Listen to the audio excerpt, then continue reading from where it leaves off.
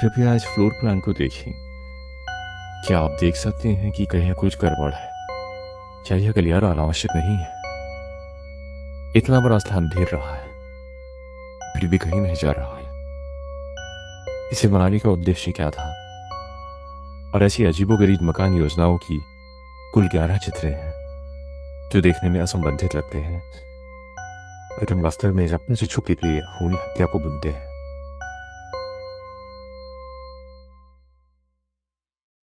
मैं एक प्रसिद्ध वास्तुकला डिजाइनर हूं और अजीबोगरीब घरों के मामलों का संग्रह करता हूं।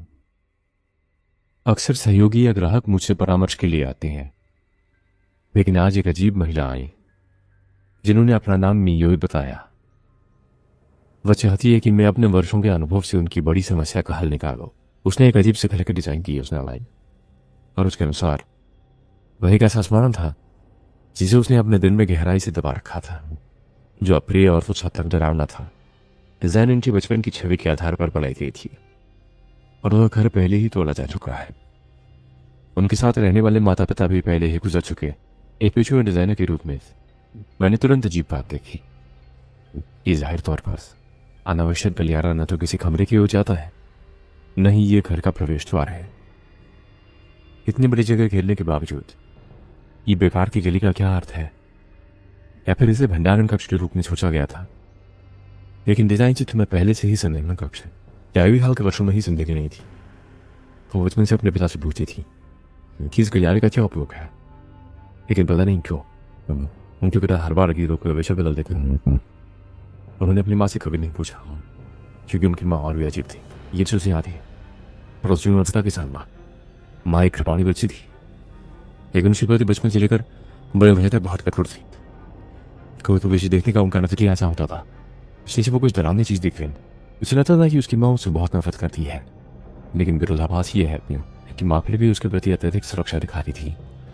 वह एक समय से पहले जन्मी बच्ची थी, जन्म के समय लगभग मर चुकी थी, इसलिए बचपन में शरीर कमजोर था। माँ लगभग हर दिन उससे पूछती थी कि कहीं कुछ असुविधा तो नहीं है, कहीं कुछ दर्द तो नहीं है, और हमेशा उसे दक्षिण की बड़ी सड़क की तरफ न जाने की सख्त हिदायत देती थी। और घर की बाकी 3 दिशाएं आवासीय मकानों से घिरी थी जो संकरी गलियों से जुड़े थे। ये अजीब है कि उस समय की बड़ी सड़क हालांकि बहुत चौड़ी नहीं थी, लेकिन वो गाँव में थी और वहाँ ज्यादा गाड़ियाँ नहीं हुई। लेकिन ना किसी भी हालत में किसी बड़ी सड़क पर जाने के लिए मित्र ही होती थी जो गली से ही जाने पर कहती थी। एक तरफ वो पसंद नहीं करती थी, दूसरी तरफ अत्यधिक सोच करती थी। ऐसा रवैया मुझे एक अटकल लगाने पर मजबूर कर देता है। क्या मियोई की मैया नहीं समझती थी कि बच्चों को कैसे प्यार करना चाहिए? जो वह चाहती थी कि वह उसके पास रहे, लेकिन साथ ही दूरी भी बनाए रखे। तो क्या यह गलियारा उसकी माँ की विरोधाभासी मानसिकता के कारण ही डिजाइन किया गया था? लेकिन जल्दी ही इस विचार को मियोई ने खारिज कर दिया। घर 1990 के सितंबर में पूरा हुआ, तब की मिशन केवल 6 महीने की थी। और ऐसा एक घर इस डिजाइन से लेकर निर्माण तक किसी भी तरह से 6 महीने के भीतर पूरा नहीं हो सकता। यानी ये घर का डिजाइन उसकी जन्म से पहले ही तैयार कर लिया गया था, और जब बच्चा पैदा भी नहीं हुआ था माँ उसे दूर करना चाहती थी। ये संभव है?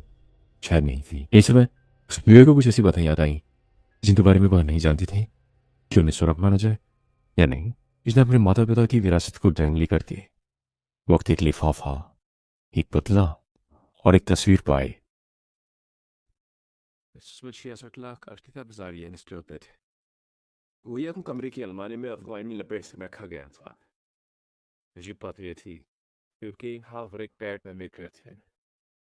वो ये बेटा की दवा से मिला, इसलिए अभी निर्माणाधीन करते दिखाई दे रहा था। ढांचे पर मिजाकी हाउस कंस्ट्रक्शन कंपनी के बैनर लटका और नीचे सड़क के किनारे पर मूलों के साथ ही कांच की बोतल रखी हुई थी। वह बिस्कुट के दक्षिणी हिस्से जावी अचानक चुप हो गई। उसकी उंगलियां हल्के से कांप रही थी। उसने गहरी सांस ली और धीरे से वर्षों से अपने मन की धारणा को व्यक्त किया। माता पिता के गुजर जाने के बाद वह लगातार सोचती रही कि उस घर में आखिर क्या